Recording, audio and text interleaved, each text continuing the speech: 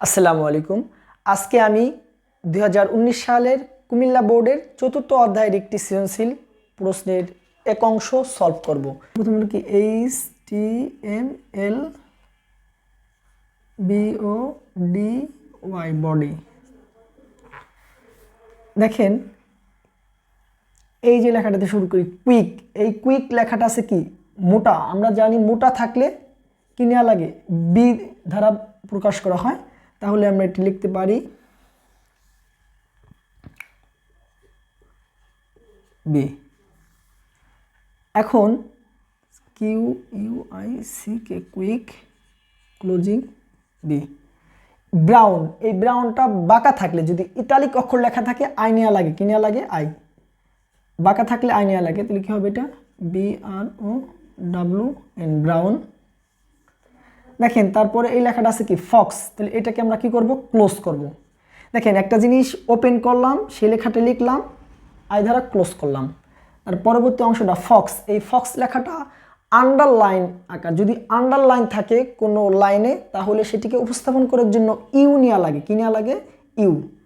Open you করলাম, এখন এই ফক্সটাকে লিখলাম, এই ইউটাকে কি করলাম ক্লোজ করে দিলাম। দেখেন এই প্রতিটা অক্ষর এই জায়গা কিন্তু মোটা নেওয়া লাগবে না, মোটার কাজটা তো বি দ্বারাই আমরা উপস্থাপন করলাম।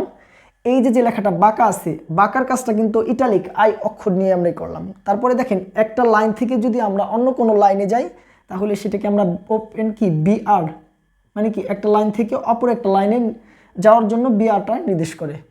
তার পরবর্তী লাইনটা কি দিয়ে আছে দেখেন, jumps over the lazy dog. দেখেন জাম্পস ওভার, এটা কিন্তু কি বুঝাইছে, যদি আমি মুছে দেওয়া বুঝাই তাহলে এটাকে নেওয়া লাগবে ডিএল। আর এটাকে দুটি উপায়ে উপস্থাপন করা যায়, যদি কোনো কোশ্চেনে যদি কোনো উল্লেখ না থাকে তাহলে দেখেন এই লেখাটা কি একটা দাকে কেটে দিছে না, কেটে দিলে এটাকে স্ট্রাইক নেওয়া লাগে বা ডিএল উপস্থাপন করা যায়। তাহলে যদি আমরা এটা একটু নেই তাহলে কী হবে ডিইএল, মানে ডিইএল হচ্ছে কি ডিলেট করা, কী হবে GUMPS jumps OVER over, closing কী হবে ডিএল। এখন দেখেন বিভিন্ন গাইড বোর্ডে থাকতে পারে, এই জায়গা কিন্তু ডিএল নেওয়া যায়, স্ট্রাইক নেওয়া যায়, এই জায়গা কিন্তু এবার কি নেওয়া যায় এসও নেওয়া যায়, যদি কোনো কিছু প্রশ্নে যদি উল্লেখ না থাকে। ওপেন এসও নেওয়া যায়, ওপেন ক্লোজিং এস, মানে ডিএলও নেওয়া যায়, এসও নেওয়া যায়, আবার কি স্ট্রাইকও নেওয়া যায়। তারপর দেখেন দ্য লেজি ডগ, আমরা গত ভিডিওতে দেখছি চতুর্থ অধ্যায়ে যে কোনো লেখার উপরে থাকলে কি হয় সুপারস্ক্রিপ্ট হয়। তাহলে আমরা যদি এটা লিখি দ্য LAZY লেজি। এখন দেখেন দ্য লেজির এই ডগটা কি উপরে আছে, ডগটা কিসে আছে, যদি উপরে থাকে তাহলে কি হবে সুপারস্ক্রিপ্টের কি হবে সুপ হবে, কি হবে সুপ ডগ ক্লোজিং কি সুপারস্ক্রিপ্ট। এখন দেখেন এই যে এই লেখাটা পরবর্তী লেখায় আসার জন্য আমরা কি নিলাম বিআর নিলাম, কি আর নিলাম বিআর, মানে কি একটা লাইন থেকে অপর একটা লাইনে উপস্থাপন করলে।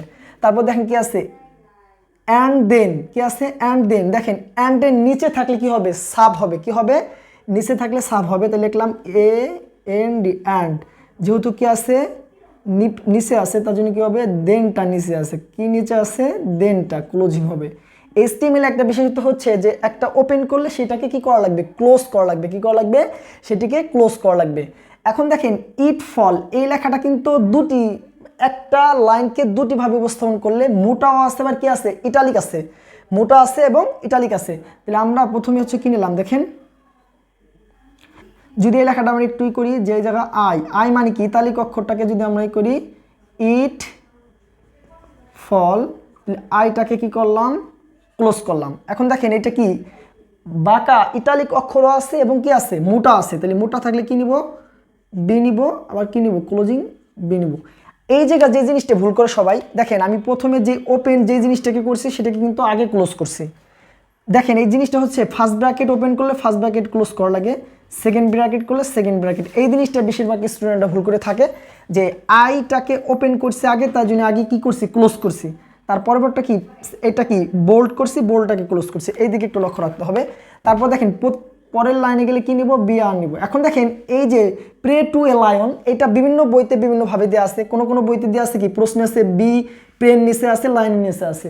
যেহেতু আমি যে বই থেকে তুলছি সেটা হচ্ছে কি পুরোটোর উপরে যদি কি থাকে আন্ডারলাইন থাকে তাহলে ইউ হয়, ঠিক আছে। তাহলে আমরা এটা লিখতে পারি যে ইউ থাকলে কি হবে আন্ডারলাইন, PRAY পেরে, 2ALION লায়ন, তাহলে এটা কি হবে ক্লোজ হবে। এখন দেখেন এই পুরো লেখাটাকে যদি আমি প্যারাগ্রাফ আকারে উপস্থাপন করি তাহলে এই জায়গায় একটা কি নিব, পি নিব, এই জায়গায় একটা পি দিয়ে ক্লোজ করব। দেখেন এই জায়গা তারপরে কি করব, ক্লোজিং কি হবে বডি হবে, তারপর কি হবে ক্লোজিং HTML হবে। আমার HTML এর যদি বেসিক ক্লাসটি কেউ দেখতে চান তাহলে আমার পেজে বা ইউটিউব চ্যানেলে দেওয়া আছে, একটু দেখে নেবেন।